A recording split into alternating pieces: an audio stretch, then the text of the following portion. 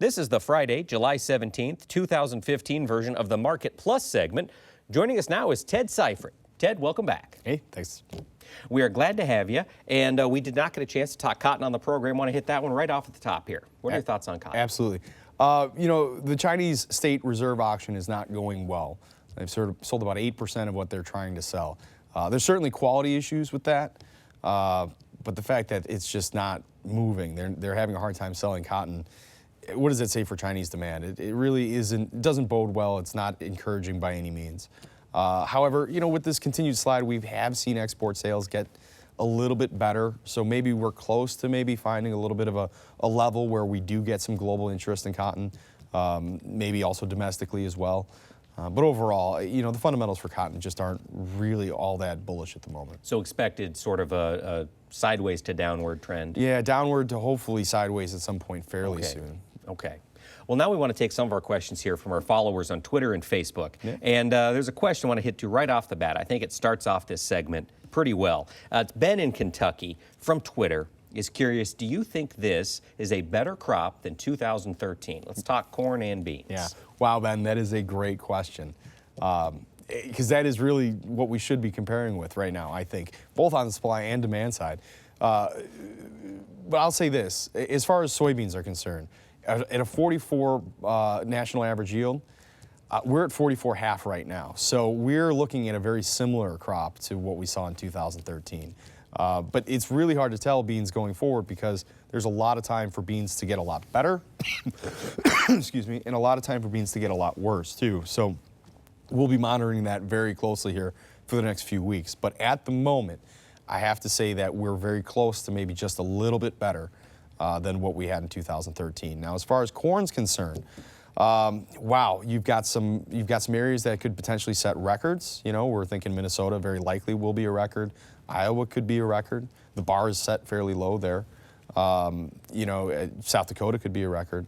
But then you've got your Illinois, Indiana, Ohio, and Missouri's that are struggling and going to be well off average. So it's a tough call, and you've got a lot of range of guesses as far as yields are concerned. Right now we're at 162, but I've been talking about 159 since February. I mean, statistical analysis had us at 159, or had me at least running one balance sheet at 159 for a long time, which would be right on top of 2013. So I think it's a good year to compare to, not necessarily on acreage numbers, but on yield numbers.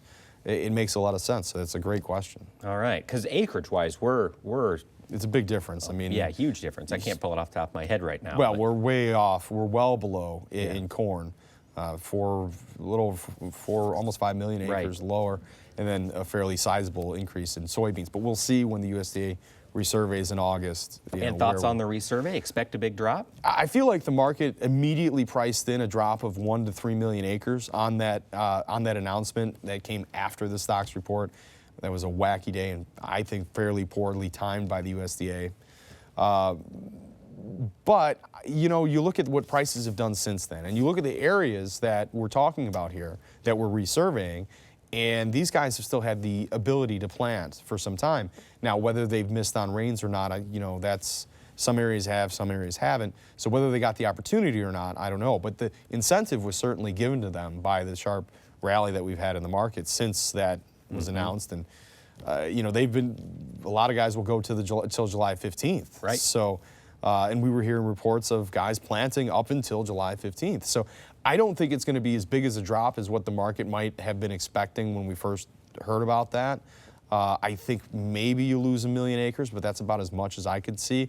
Okay. It could be a surprise out there. Maybe we don't really lose much of anything at all. Okay. If we lose less than 1 million, do you think there's a big sell-off coming when that comes out? I don't know about a big sell-off at that point because we'll still be worrying about conditions, and we'll see what weather looks like a month from now.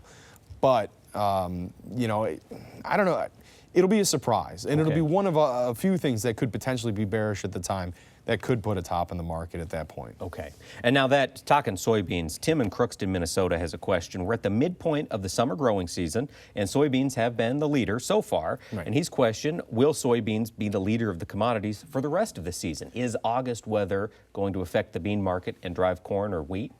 Well, I'm not so sure that soybeans have been the leader. I mean, from a sheer dollars and cents, I mean, yes, soybeans have gained more dollars well, more pennies than corn has. But from a percentage basis, corn's done very well. And corn's the one that's been really reluctant to come off of its highs up until really this week.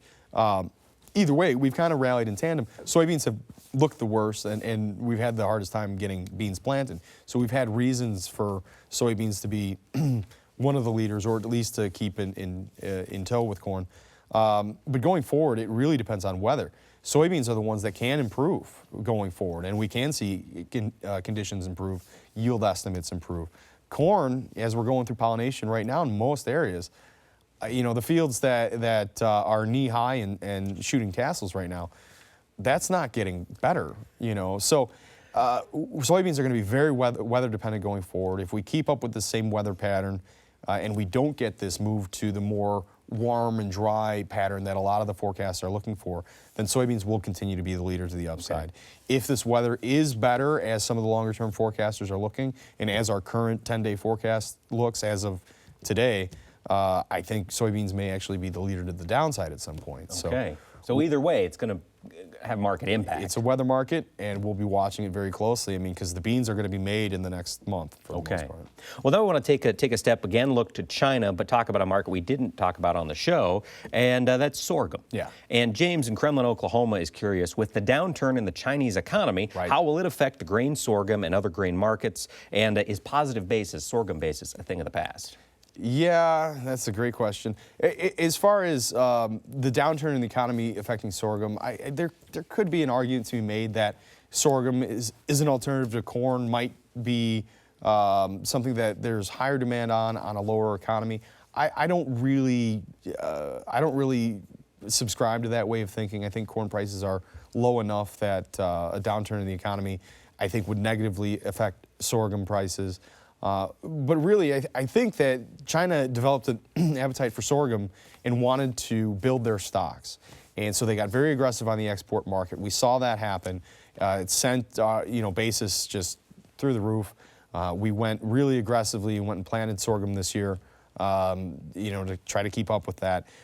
Unfortunately, the Chinese have this history, which this kind of ties in with soybeans because it's a little bit of the concern we talked about earlier about soybeans, but Chinese have a history of going in and buying a lot of something in a short period of time to build those stocks and then stepping away from that market. Right. I'm worried that that's kind of what's happening in sorghum. Okay. I would like to see guys go out and contract sorghum now if they can.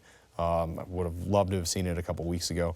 But we've seen China do this in the recent history. We saw it with corn, and they found a way to reject all of our corn shipments, not all of them, but a lot of the corn shipments we had going over there because they wanted to back out of some purchases. They did it recently to Australia with their dairy market. Right, they did it in the U.S. dairy market last year. That's right, so again, that's the concern that I have with sorghum. They've stocked up. Yeah. And now they're done buying. That's what China likes to do. China likes to stockpile something and fill their bins. So they have that. They put a lot of importance on that. It's a very big thing for them.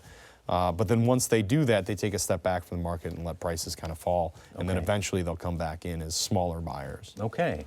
Now, our final question, Ted, to you tonight is from Bryce at Real Fast Pork, and he's curious, is there an industry with a more volatile or inconsistent forecast than the swine industry? Have you traded lumber lately? I get the point. It is very volatile. It's fairly unpredictable. There are things that come out of left field all the time. And is that just a nature of being so vertically integrated? Yes, that's exactly right. I mean, when you don't have a whole lot of buyers and a whole lot of sellers, you don't have a whole lot of producers that aren't, with somebody. So, yes, it's a thinner market. So that tends to happen. I mean, look at feeder cattle, though. I mean, you want to talk about wild rides, and look at what we've done, this year with cattle, feeder cattle in particular. So you can't count the limit move days. Yeah, exactly. Cattle and feeder cattle. And limit after limit in opposite directions. It's just, usually when we expand the limits, we're expecting it to go the same way rather than limit up the other direction, or limit the other direction. Meats markets as a whole, but look at volume in meats markets compared to a corn market or wheat or soybean market, or crude oil or gold for that matter. It's a lot thinner. So when you get these directional moves and everybody runs for the doors on some news, or even if there's really nothing and some technical spark happens, yeah, it gets pretty wild and volatile. Absolutely. Right. Well, Ted, thanks for taking the time to join us this week. My pleasure. Thanks to all of you for sending in your questions via Facebook and Twitter. Please continue to do so, and we will get expert analysis right to you. Thanks for watching, and have a great week.